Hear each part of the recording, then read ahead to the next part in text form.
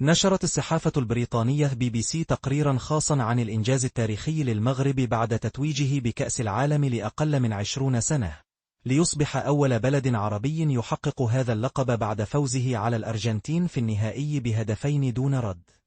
التقرير أبرز أن هذا النجاح هو ثمرة رؤية بعيدة المدى أطلقها الملك محمد السادس منذ سنوات، عبر إنشاء أكاديميات ومراكز تدريب حديثة جعلت من كرة القدم وسيلة للتنمية والتألق الدولي.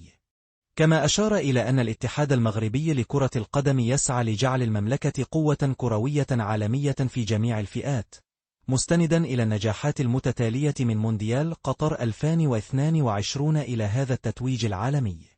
واختتم التقرير بالقول إن فرحة الجماهير كانت عارمة في مختلف المدن المغربية، مؤكدا أن المغاربة يعشقون كرة القدم، وهذا اللقب العالمي يعني لهم الكثير.